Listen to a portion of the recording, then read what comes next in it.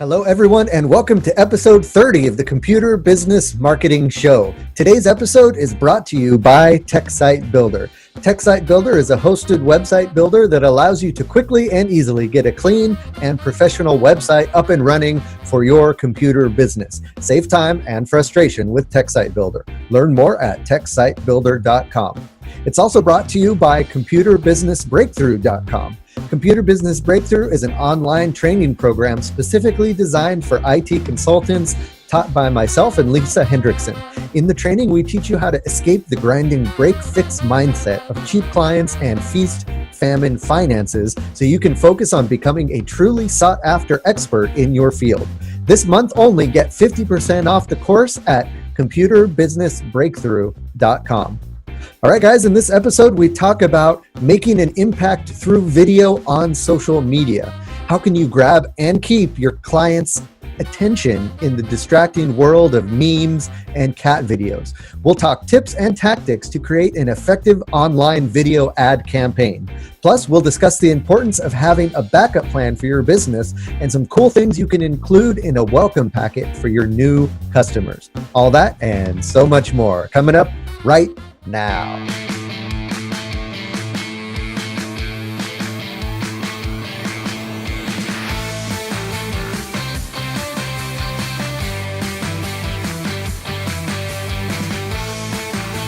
Hello, everyone, and welcome to the Computer Business Marketing Show.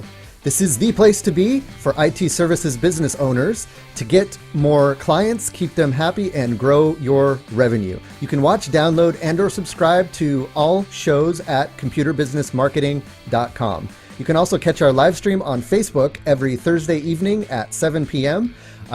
Just be sure to like the TechSite Builder Facebook page. Click on the following tab and select see first so that the feed or the video will jump to the top of your feed. Awesome, guys. I'm real excited to the topic for today is going to be all about video on social media. So we're going to talk about how to convey the value of your business through video on social media. And to help us wade through that is David here, David Fineman. He is from Viral Ideas Marketing, and he's going to help us figure out how to convey our value with video on social media. Before we jump into that, though, as always, just wanted to take a look in the Facebook page for the group and see what's been going on over there. So if you guys want to check that out, if you're not a member of the Computer Business Marketing Tips and Tricks Facebook group, just search for Computer Business Marketing in Facebook, and it'll be the first group that pops up there. Join us. We got a lot of great conversations going on over there about how to market your computer business. So one of the posts I wanted to highlight is one that I posted here a couple days ago asking the question, what would happen to your business if you ended up in the hospital for a month? And would it continue to run without you? So that's, a question that I like to ask myself every now and then. Is my business to a point where I could step away and be totally removed from it? Because let's face it, stuff happens in life, right? And it might happen where you're just incapacitated for a while and you won't be able to run your business. And that's, something I like to think about. So I wanted to throw out there to you guys to see if you have any contingency plans or how you'll be able to handle that. So let's see, Jamie Hill mentioned that he actually was out of commission for about 60 days here recently. And he said his business did okay. However, there were things that he learned that with him being out for so long became an issue. And he learned he needed to make sure that he had better plans laid out, as well as a game plan if it happens again, what would happen. And he said it's ugly and it hurts when things don't work the way you want it to. And, I think that brings up another point. Like if you have a plan for you being gone suddenly, maybe that's something you can try to put into place and go on vacation. Go on vacation, try to not touch your business the entire time you're on vacation and see if this plan that you put together actually works. And it probably won't. And then that'll be a good kind of way to test it out and see where the missing pieces are and see where the holes in the ship are. Someone else said, Michael said, that's a scary thought. I'm fortunate enough to have another local IT company with whom I am friendly, who would certainly help out if needed. And it goes both ways, of course.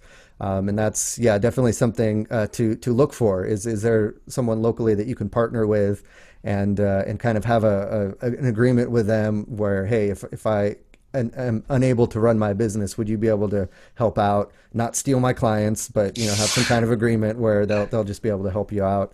And that's a good thing to have, and that's something to look for. It's actually interesting, Matt. So my business partner was actually in the hospital for 2 weeks. Wow. A few months back, and it ended up. We both serve very different roles in the company, which is why we're business partners, and we have that relationship where he was away for a little bit, and I picked up some stuff, but he also ended up being kind of the hardworking guy that he is, and kind of doesn't really let anything knock him down. He ended up working from the hospital bed and had like Wi-Fi in his laptop going. So more power to him, but I think it's good to have a system, I think, in place to be able to run that. And that's funny because on that same post, Dave Greenbaum, who's a regular contributor to the show, he mentioned that exact thing. He's saying, a good question is, could it run 100% without me on autopilot, or could I run it from the hospital? So he's like, I could run it from the hospital. All we need is a laptop. And that's something else to think about, right? If you're in a position where maybe you can't be like in the business, fixing computers, but if you have like a smartphone or a laptop, could you still run your business on a smartphone or a laptop? And that's something to, get to the point where you could do that, because we have these computers in our pockets. Why not, put them to good use? So I think that's a cool thing. And Dave also went on to say, now that many people are entering a slow period, this is kind of a slow time for some of us. Take this time to document the stuff you do. Document everything you do, even if you think it's something that's obvious or something that's so mundane. It might not be obvious or mundane to someone who has to step into your role. So everything you do, document it. I even recommend document your thought process around why you're doing it that way, because sometimes you do something and there might be some steps in between that are obvious to you that might not be obvious to someone else unless they understand your mindset or your reasoning behind why you're doing the things you're doing. So all of that stuff is good to document, even if you don't really think there's a purpose for it. It could end up saving you if you end up being away from your business. So, and then of course, David mentioned that, isn't that called insurance? So yeah, I mean, definitely you want good insurance as well, so that if you do end up losing business because you're out of commission and you can't run your business, then the financial hit won't be as bad. But I would definitely not rely on insurance. I would rely on having a plan in place for someone to take over your business, or at least run it, or have your employees, at least know what to do while you're out of commission. So, just something to think about, right? Not to get everybody down about, what could happen. We started on a good note. Right. But yeah, just something to think about, something to get the wheels turning. Cool. Another post I wanted to bring up was, let's see, I had it here. No, I lost it. There we go. So Tom mentioned in the group that he wants to create a welcome kit for his new clients, his new MSP clients. So he was saying inside this kit would be a thank you letter outlining the program that the business signed up for, numbers to call, if and when something goes wrong, maybe a coffee mug or other type of swag. He also wants some kind of label or sticker that they can put on each of the covered computers so that they have the number handy on their computers right there. And then he's struggling to come up with something that would work for both desktops and laptops as far as that's concerned. And then was just asking what other folks are doing. And so first of all, I think that's a great idea. And I think that's something everyone should have, right? Is a welcome kit that you can send to like your bigger clients, your business clients who sign up for a monthly recurring type of service plan. Put together a nice welcome kit with I think all the stuff he mentioned was great. Jamie Hill mentioned that he has a thank you kit he sends out that has a letter, a sticker, and a magnet, as well as some swag, a phone case. Wow. With his logo on it and their logo on it. That's interesting. So take the client's logo. I like the concept too, because when a client first signs up with you, they're giving you their trust, and then you give them this really awesome thank you letter. You give them stickers. You let them know that you're there for them 100% of the way. And I think it's a phenomenal idea. And I love this. I love the sticker thing too, because when someone's stuff breaks, they want you now, and they don't want you, 10 minutes from now, 20 minutes from now. They want to pick up the phone. And they want to be able to call and reach you. So having that number accessible is amazing. It's amazing. When they're in a panic, they might not remember your name or your number, but if there's a sticker right there on the computer, it's a no-brainer. Cool. And then someone else mentioned that this is a good opportunity to create a partnership with like a local printer or a local, swag maker, whatever you want to call it.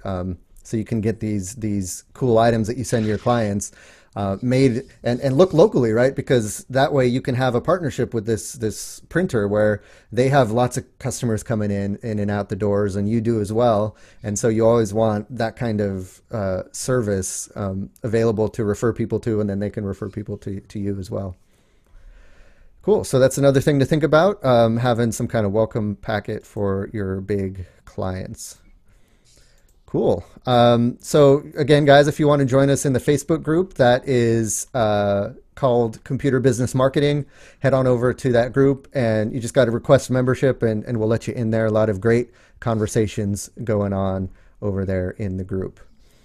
All right, guys. So before we jump into the interview, I just wanted to, first of all, give a shout out to a new review. We got a new review on iTunes for the podcast. This is actually an epic review, so I have to read it.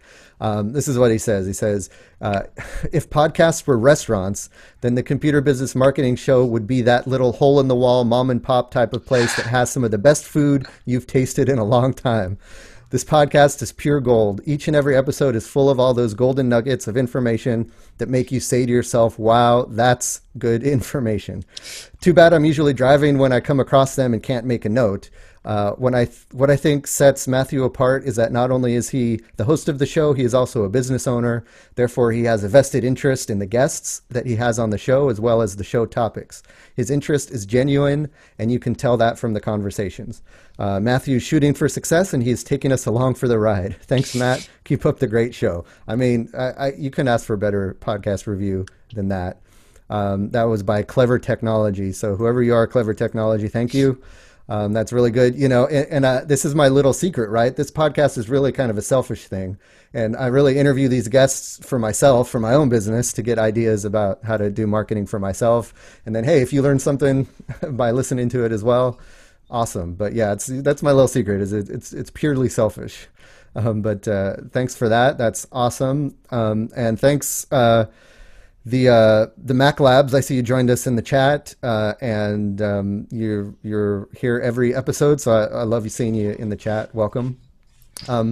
So thanks. If you guys want to leave a review for the show, I really appreciate it. Just head on over to iTunes. You can leave a review there. If you listen to it like in Stitcher, leave a review there. We put the videos on YouTube. Throw a comment in the reviews there. We just love hearing from you guys. And hey, if you can equate the podcast to some other kind of business, like a hole-in-the-wall restaurant, go for it. I'd like to set that challenge for you guys. Awesome. I'm excited to be at the hole-in-the-wall restaurant. Like yes. now I'm even more excited to like be on this show. Yeah, man, those are the best places, right? It's like the tourists don't go there, so it's just local people, and it's always the best food, and you can just hang out and be yourself. And that's I guess that's what this podcast is like. So cool. There we go. Awesome. And then, of course, I just want to mention one of our sponsors. That's TechSite Builder. You guys know TechSite Builder is the place that you can go to get a website built for your computer business, but not just built. You can build it yourself. And that's kind of what I wanted to do with TechSite Builder when I released it. It's a DIY platform for building a website. So we give you all the tools. We host it. We make it fast. We make it secure. We give you kind of all the back-end stuff you need, and then we just make it super simple, so you don't have to know how to code, or even if you do know how to code, it takes a lot of time to do that.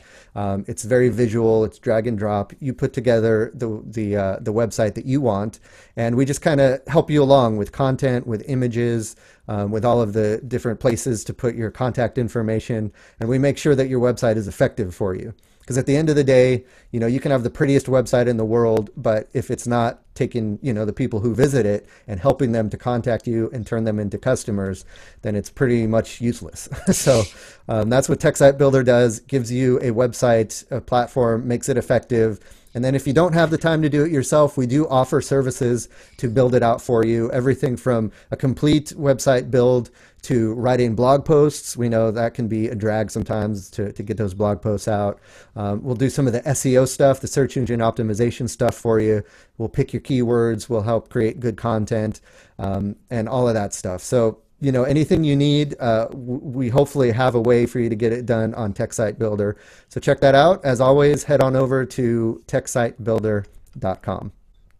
All right. So now the moment we've all been waiting for, the interview with David Fineman. Now, David co-founded Viral Ideas Marketing, which creates video content for clients ranging from small businesses to Fortune 500 brands.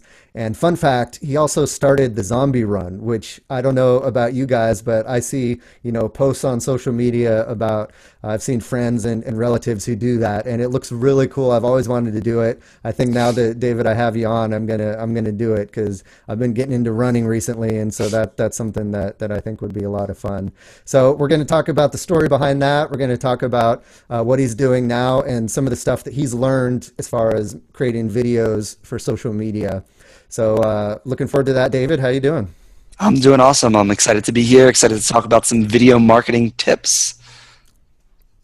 Excellent, excellent. So before we jump into that, I just kind of want to give a background, give your background to folks. So if you just want to kind of quickly let us know, how you got started in the world of viral marketing, and then of course tell us about the Zombie Run, because that's just too cool to pass up. Yeah. So and kind of what led you to where you are today. So just a little background. So I started Viral Ideas with my partner Zach Medina about 2.5 years ago. And kind of our main mission is to build creative content for social media. And the creative content in our case is video. We do both animated and production video. And we work with companies all around the world. So we have a little over 100 customers, and we make a few videos a week, and help them get out there and be marketed. So a little bit on my background. I started a company called the Zombie Run prior to this. I was actually in college at the time. And the Zombie Run was a nationally touring 5K zombie-themed race. It was in 16 cities around the country, and kind of spread around very quickly. And it was actually built using social media video content. So that's kind of how I got my start doing social media video. And it quickly grew from 0 to 35,000 participants all around the country. And we basically built this zombie-themed narrative that kind of rang through the entire event. So a lot of fun. Great idea, because of course the zombie thing is big now, and getting chased by a zombie is such like a great motivator to run fast. That's actually how the whole thing got started. Was you run faster when you're chased. So yeah, that's great. So talk a little bit about how you promoted that event through video. Yeah. So back in 2012, 2013, when we had the event. Facebook ads were kind of just at, it was the dawn of the Facebook era, right? It wasn't something that wasn't being used that much. The ad platform had just kind of started to roll out and take form. So we were really early on to using Facebook ads and video, and per your dollar, to spend $1 on Facebook ads versus anywhere else in the world at that point in time was so powerful, but no one knew it actually was a thing that you could do to market. Right. So people have always watched videos, and they've always watched movies. So we would actually make like little zombie films around the race, and we would run targeted Facebook ads at them, and it worked tremendously well. People took onto them. We had like a whole theme, and every time we would release an ad into a given city, it would say the apocalypse is coming. It'd be really fascinating. People would get really intrigued by it. It was creative marketing, and it was done through video. So it really caught on. And it's something that we actually do, flash forward to today with Viral Ideas. It's something that Zach, me, as well as our whole team, focuses on, is creating, a level of content that, really inspires someone to either share the content or connect on an emotional level. That's not just, about, you're thinking about creating content for your business. You want to think about, creating some sort of relationship with the end watcher. So that's kind of what, rings through all the videos that we like to create here at Viral. And when people are creating videos, it's a mantra that we like to share with the world. Great. Yeah. I just from personal experience, when I'm browsing, Facebook or any kind of social media platform, it's the videos definitely catch your eye, right? Right. You can see like a bunch of text and your eyes just kind of gloss over. But if you get a video, that's just so much more engaging. And I think it's something that not a lot of folks in our audience have been embracing as much as they could, because for lots of reasons. I think they're kind of, they don't know how to approach it, and they don't know what to say in the video. So maybe we can start there. Like if someone's just getting started and they just want to create their first video for social media, what should they do, and how should they get started as far as thinking about it? So I know we had a brief conversation prior to this, kind of about being an IT service provider and the trust that you have to build prior to someone giving you the keys to the castle. And Right. from the point of view of someone who's thinking about hiring you, they're not just going to hire you because of your amazing tech abilities, right? That's kind of a standard of care that most tech companies offer. They are great at tech, and I know all of you listening are, but one of the kind of the hidden secrets is building that trust with the end consumer. And video is one of the best ways to do that, because they can actually see your face. They can see who you are, especially if you're a small provider, 2, 3, 4 employees. They want to know who's walking through the door. They want to know who's answering the phones. They want to know, who is the person that I'm dealing with, and how are they going to respond in case of an emergency. And video is a way to actually do that through your business. And I'm sure we'll get into some discussion a little bit, through this podcast about how people can do that.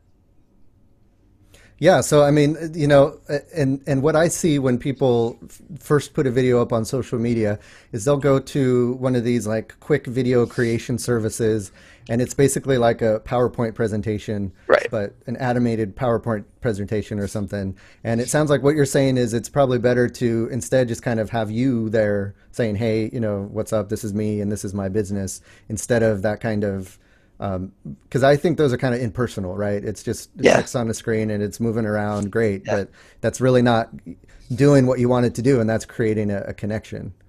And it's funny, we work a lot in heavily commoditized industry, financial services firms, and when we work with them, we notice a lot of their bios are similar, right? And it's not far off from an IT service provider, right?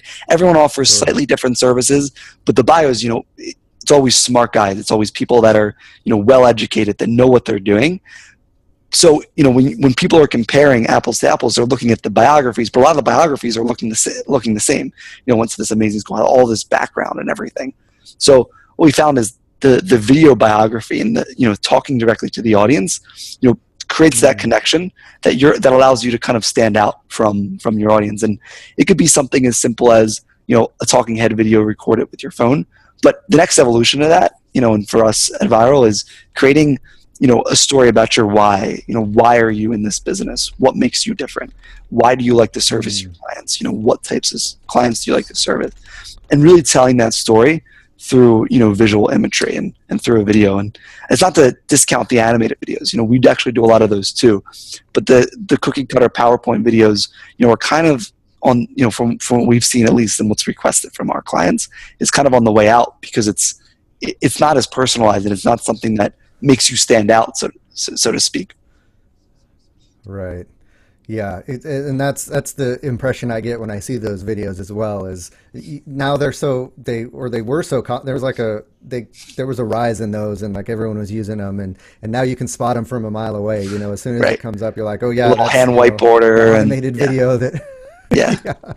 And so you see them all the time, and then you start to not see them anymore. So that kind of brings me to something else I want to ask is, how can you, with all the videos now that are showing up in a Facebook feed, how can you get the attention of your target audience?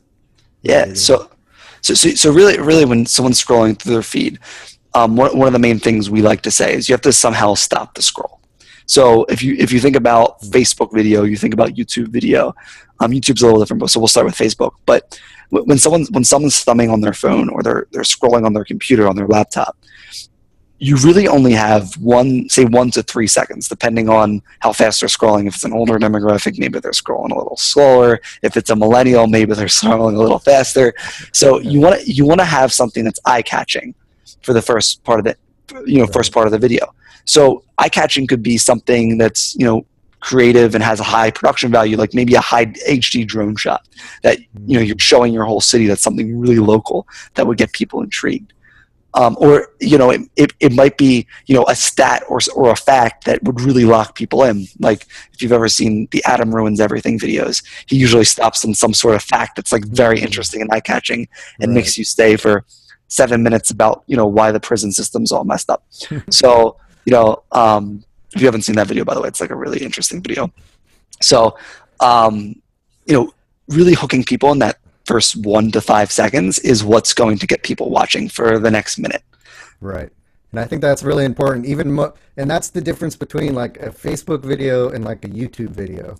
With the YouTube videos, I notice you want like an eye-catching thumbnail or whatever, Correct. That image that shows the video. But then once someone clicks on it, they're kind of sitting there watching it. Whereas Facebook, like you said, they're scrolling, and Facebook autoplays the video. So you want to make sure that it's something in the video that's kind of capturing their attention. I know someone in the computer business marketing group, I think it was Dave Molnar, if I'm not mistaken, he created a little Facebook video of someone hitting a laptop with a sledgehammer, and that was like the first thing you saw in the video. And I forget what the hook of the video was, but if your computer's broken, bring it to us. So the person brought this sledgehammer computer into the shop. But that's I think a good idea of kind of a way to grab someone's attention right away. And if by the way, if anyone's listening and they want us to make that video, we're happy to get a sledgehammer, and you could provide the old computer, and we'll that'll be fun. gladly take care of that for you. Nice. Cool. So we grab their attention, and then one thing I always struggle with is how long should the video be? You want to make it long enough to where you can get the info across. Should it be like short and sweet, or should you kind of have some girth there for folks to want to kind of get some information from it? So this is actually one of the most frequently asked questions that we get. How long should my video be? Yeah. And a lot of people say that shorter is better, but to be honest with you, we've seen, we actually have our main company video. I think it's like 9 minutes long, and we record the amount of time that people watch the whole thing, and it's like nearly 80 to 90% of them watch the whole thing. And it like goes against all conventional wisdom for like a corporate video. But if you're able to hold people will watch a movie for 2 hours. If your corporate video feels like a corporate video and feels like a sales pitch, they will not watch it for a minute. They might watch it for 10 seconds. But if you're able to engage and lock people in for 2 minutes, 3 minutes, 4 minutes, 5 minutes, 10 minutes, that's even better, because you're able to basically talk to someone on the other end for a longer period of time. But you kind of have to be, in a way, self-aware and understanding of the fact that you have to be saying something interesting, and you have to understand that what you're saying is not necessarily interesting to the end user. So you have to say it in a way that is interesting. Right. So it's kind of, I can imagine telling a story, and having kind of building the suspense about the story, and maybe teasing. I've seen something where like they tease about the payoff at the beginning, saying, "Hey, I'm going to tell you the secret to having a fast computer. Stick around," and then you kind of go through some background in a story, and then you give them the payoff at the end. Yeah, exactly. And you always want to build some sort of suspense. So, maybe with the sledgehammer example, maybe you have a customer that brings in a laptop, and it's so broken, like beyond disrepair, that the guy grabs a sledgehammer from the back and is about to smash it, and you see the customer going, no, no, no. But you want to see the ending of that, right? He doesn't actually smash it, but he maybe goes into some talk about how you don't want to wait until the last second to bring your tech in, otherwise it's useless. So nice. So you want to make sure you have some sort of storyline and some sort of production value. So it's not as simple as just saying, oh, I'm going to make a video, I'm going to get in front of a computer, I'm going to get in front of a phone and talk, because the person on the other end might not even want to listen. Interesting. Yeah. And that's I think we've probably all seen these ads on Facebook for the Squatty Potty. Yes. With the unicorn. It's like a unicorn pooping out ice cream or whatever. And I mean, come on, you can't not watch that video to find out what it's all about. Yeah. You want to see about the unicorn poop. And honestly, one of the, by the way, top 10 purchases of my life was the Squatty Potty. Second to that would be my MacBook Pro. So nice. And hey, Apple, great marketing as well. So it's like, you got to have a good product first of all, but then when you have a good product, you have to have that good marketing to get people to know about it. Exactly. Cool. So, what are some other things we got to keep in mind with video on Facebook? Because one thing I know, like when you're scrolling through Facebook and a video pops up, is the sound isn't turned on by default. Right. So, how can you what can you do to overcome that? So we've actually seen two trends with that. Number one, captioning your videos. So Facebook will actually automatically caption your videos. You can go in the back end, you'll click generate, and Facebook will attempt to caption your videos correctly. I'm sorry, Zuckerberg, if you're listening, it's attempt still. It's not perfect. Yeah. So basically, you have to go in and kind of clean it up. But ultimately, they give you a nice little framework. It saves a little bit of time. Also with the captioning, what we've seen work is you put the centralized topic of the video on the top, you smush the video down into more of a cinematic style, and then you put captions on the bottom. So basically, it kind of looks like a little video sandwich, white space up top with the caption, white space in the bottom, and it basically makes your video into like a meme. So, we're all about meme culture on Facebook, so that kind of vibe works really well, and locks people in because people want to see, oh, this is the topic on the top. They want to see what your point is, and they want to see the meme kind of happen in the middle. So you kind of have to, if that's the way you're building your video, you kind of have to make it for the meme. Interesting. Yeah. I know I've done that with the captioning, and I actually go to a site called rev.com. Rev is great. Send give it's like them $1 a minute. It's like $1 a minute, and they'll give you like the caption file ready to go, and then you can just upload it. Yeah. It's very cool. So I think that's a must, right? With a video that you're going to use on Facebook, at least, is to have the captioning going. So with video ads, is it worth it to create different videos to kind of test? Because I know you can have a bunch of different ad versions. Is it worth it to create different videos? And if so, what are things you want to test in the videos? Yeah, I mean, we've kind of toyed around with kind of a little A/B testing. Length would be one thing, right? Beginning part, seeing if you can catch attention. Also the structure of your Facebook ad. You'd be surprised at how much that'll actually impact click through. So if you're structuring your Facebook ad, you could actually select from different call to action buttons, whether it's download, learn more. So testing those elements on top of the video, you might not need to change the actual piece of video content, but you could change the structure of the ad, what you say in the top caption, how you structure it. Do you make your video into a meme, or do you structure it in that way? But ultimately, if it's a good piece of content, testing it and seeing how it works with different audiences on Facebook will kind of give you the best litmus indicator of how this video is going to perform over time. Right. Yeah, and I mean, I could imagine it would be expensive to try to make a bunch of different videos for the same thing. Yeah. And so the Facebook gives you all those other things that you can change, like the button and the little message at the top and whatever. And so and you can also just use a cheap video editor and maybe cut out a certain part of it or start it at a different spot and see if that makes a difference. That's cool. So what I think I want people to take away more than just the tactics is kind of the overall thinking about conveying the value of what your business provides. And a lot of regular folks out there think of computers and IT as boring, and it's not something I really think about until my computer breaks, and then I go out looking for something. You said, for example, you've worked with financial services businesses and that kind of thing. So what are some things us kind of boring service businesses can do to spice up our videos on social media?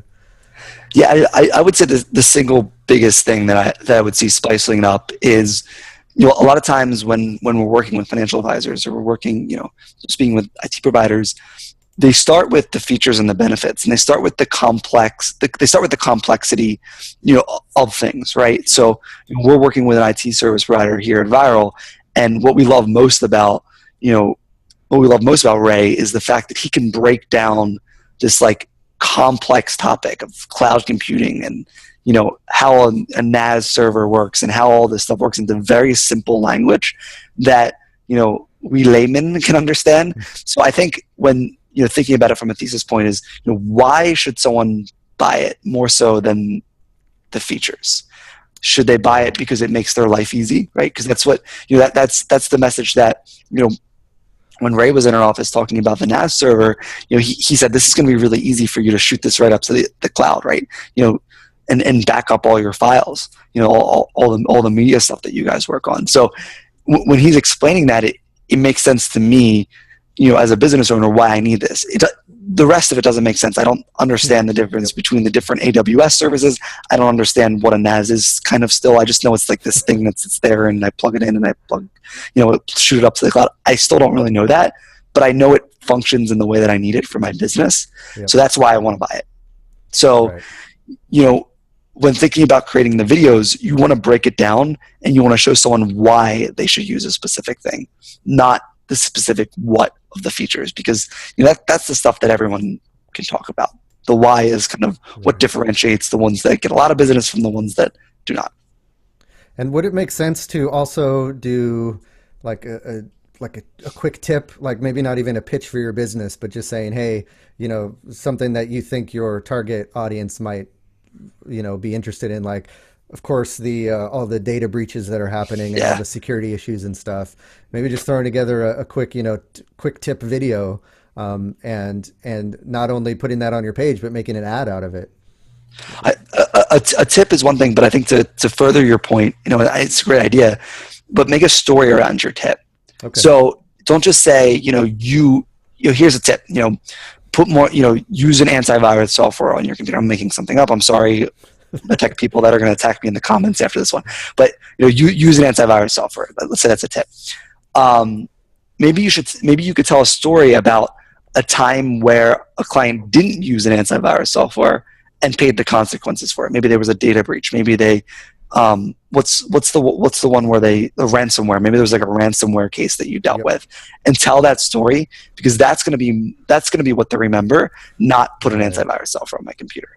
That makes perfect sense. Yeah, relate it to a real world scenario and then talk about how you fixed it. And then you're kind of marrying the two things, right? You're relating to them and you're talking about a tip that worked for your client, and you're also talking about how much of an expert you are in being able to figure it out and fix it. Yeah, that's great.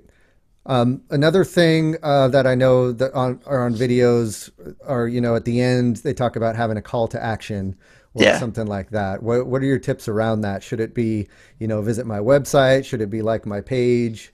And then how do you convey that? Do you have the video say it, or do you have it in the text above the video? What are some best practices around that? It honestly really depends on what your goal is with the video. So, if we're starting with, just as an example, a simple awareness video, your buyer might not be ready to call you yet.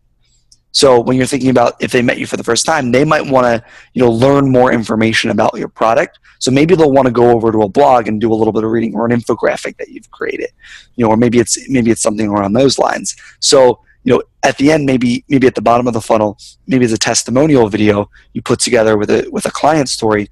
Maybe it's, if you're in a similar situation to this, give us a call and we'll help you through it. So it really depends, and the way to do it is, either you're speaking it, or you're making a simple text slide that shows people what they can do next.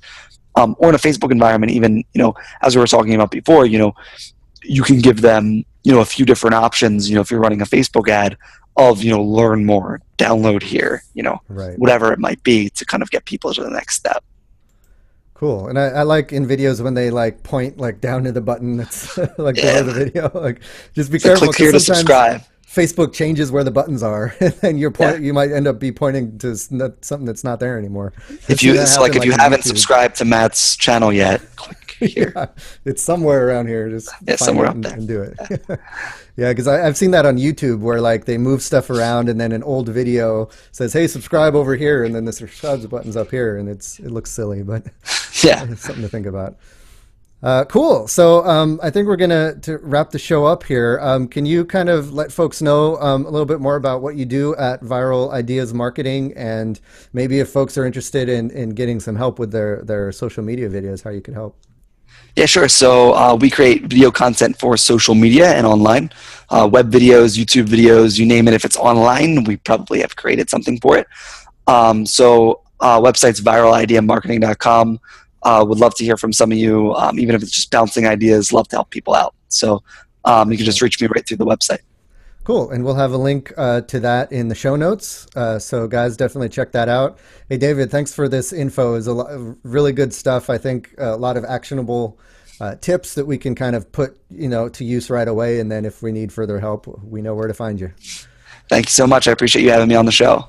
All right. Stick around, because after the next sponsor spot, I'm going to have just a few kind of rapid fire questions that I just want to get your kind of off the top of your head answers to. I'm excited for that one. So we'll do that right after this. So our second sponsor for this episode is Computer Business Breakthrough. This is a business acceleration training program for IT entrepreneurs where you can learn how to multiply your profits and satisfaction by dominating your tech niche. So in Computer Business Breakthrough, we really focus in on dominating a specific niche, whether that's virus removals or hardware repair or business services or a particular software. For me, it's WordPress. So I got together with Lisa Hendrickson, who you guys might know is the Office 365 and Outlook guru or guruette. I don't know if there's a female word for guru, but she's the expert at that stuff. And so we both had a lot of success by focusing in on a particular niche of service. So we wanted to kind of bring that satisfaction that we got from that. Because when we did that, not only did our client base grow, our revenue grew because we could charge higher prices because we were expert at a certain thing. But also it kind of freed us up to really have clarity around our marketing and the way we delivered our services. And the simpler you could make your service delivery in your video, in your business, the better. Dave's been doing that with his business, right? They focus on not just marketing, not just video marketing, but video marketing for social media. And I think by focusing in on a narrow service like that, you're really able to deliver super high value for your clients. And so that's what we talk about in Computer Business Breakthrough. It's a video training course. We have, over 20 hours of video. So there's lots of content in there. We spent almost a year putting it together. There's a bunch of videos, and we walk you through a bunch of different sessions, everything from choosing a niche to setting premium pricing, delivering your service like a world-class service delivery, choosing partners to partner up with, and then a bunch of marketing stuff like what to put on your website, how to put together an effective blog, how to use webinars as a marketing tool, podcasts, video, social media, all that stuff we talk about. And then we have a couple sessions on kind of the back end stuff like operations and analysis. So, now that you're doing all this marketing, how do you track it and make sure it's effective? And then finally, the last session we have is about growing and scaling. So once you do start getting all these new clients, how do you start to service them and grow your business, by hiring or by, systematizing and creating processes and all that stuff. So all that stuff is there in an online training course that for this month only, we're giving it to you 50% off. So it's a super huge sale only this month. So in a couple weeks now, it's going to go away. So check that out now at computerbusinessbreakthrough.com. All right. So we got some questions for you. I'm ready. So what, in your estimation, is the biggest mistake business owners are making with their marketing? I would say the biggest mistake that I see business owners making with their marketing is focusing too much on trying to sell people and trying to cram every single message and every single feature down into one marketing piece. Be that video, be that a flyer, be that, whatever it might be, trying to do everything at once, and not really focusing on any one specific thing kind of makes you the noisiest marketer in the world. Right. Yep. I think marketing's all about, know, like, and trust, right? And exactly. Establishing a relationship with someone. Then you can pitch your services. Or most of the time, if the person likes you, they'll go and check out your They'll services. reach out. Yeah. They'll look for it. Cool. What can you do in your marketing to find your ideal client? what can you do in your marketing to find your ideal client? So I would say focus down on marketing to that ideal client. So if you know what you want your client to be, right? So you just mentioned it, a minute or two, but just to kind of reiterate it, you're focusing on IT services professionals, right? So you're focusing on a specific niche and you're making everything around that niche focus down on that specific client. So focusing on who you want to attract to your business might seem limiting, but it's actually going to, get you more clients than, you know what to do with. Yeah. I mean, people are afraid to limit. They feel like they're limiting their options by focusing on just one type of client, but really, I think it just magnifies your effectiveness and your message that much more if you do it. So real quick, there's a resource I want to throw out there to everyone. Great. One of my favorite thought leaders in this topic is a lady named Pia. She owns a company called Badass Brands, and she puts out all kinds of content on Forbes. So she's really awesome in helping you understand the difference between focus marketing and non-focus marketing and how to build that brand to get your clients you want. So if you're looking around that's a great resource for people to check out. And if you have any show notes, just throw those in there, or feel free to give her a quick Google. She's not hard to find out there. Sweet. Yeah. If she's a good marketer, then hopefully her stuff is easy to find. Cool. And let's see, where did my question go? There we go. So this is one I like to ask, and it's kind of flipping the script a little bit, but what aspect of marketing are you currently struggling with in your business? At Viral? Yep. That's a good question. Because we're always learning, and there's always something we can be better at. So what's the marketer struggling with? I would say one thing we struggle with is learning to say no more. Right. So it doesn't sound like a marketing problem, but it actually is. It's something we've tried to get better with over time. Right. We know what we stand for. We know what we do. But when a client wants you to do something that maybe doesn't fit exactly in our process, and we know we can still do it, sometimes it's hard to look a paying customer in the eye and tell them no. But whenever we've done it, it's actually paid off, tenfold down the road, because they know exactly what type of clients we work best with. So by saying no to them, it opens up a lot of other yeses that they could potentially throw our way. Nice. Yeah, that's great. And I think that permeates to everything. And in marketing, you say no by not, saying, hey, we do everything, right? You say, hey, we do these few things very well. And this other stuff, we can refer you to someone who does that stuff well, but It's not us. And yeah, that's great advice. Final question: who should I interview next, and why? I actually have a few people for you. Wow. Next, I would, if you're open to it, interview my business partner Zach Medina. He has a different story and a different take on the world than me, which is why we're business partners. My friend David Markovich, who runs a Slack channel called Online Geniuses. I actually run it with him. We have about 25,000 marketers all around the world. And my friend John Grabowski, who runs a company called Penji. They do unlimited graphic design, and they're kicking butt over in Camden, which is an interesting place to have a business. So nice. Great. So, hey, we have guests for the rest of the year now. Yes, exactly. All right. We'll be reaching out to those folks, and hey, I appreciate it. This has been great. A lot of awesome information, and sounds like the service you're doing is very much needed and very very helpful. And so I hope folks check that out as well. So thanks, David. It's been a pleasure, and let's keep in touch. Awesome. Are we still live for that last part? Yes. Awesome. Are we still live right now? Yes. Oh, awesome. Cool. Yep. Hi, everyone. Thanks, guys. So that's going to do it for this episode of the Computer Business Marketing Show. Let's keep the conversation going. Head on over to computerbusinessmarketing.com. Let us know what you think about the show in the comments over there. And that's, of course, where all the links are going to be in the show notes. Also, don't forget to join us in the Facebook group, Computer Business Marketing. Just search for that in Facebook. You could find us there. A lot of awesome content going on there. And finally, if you listen to this show on iTunes or Stitcher, leave that review. We love to see them. It helps us get noticed as well.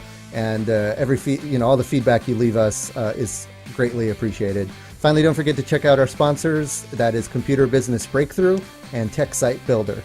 Thanks for checking out the Computer Business Marketing Show. My name is Matthew Rodella, saying here's to your success.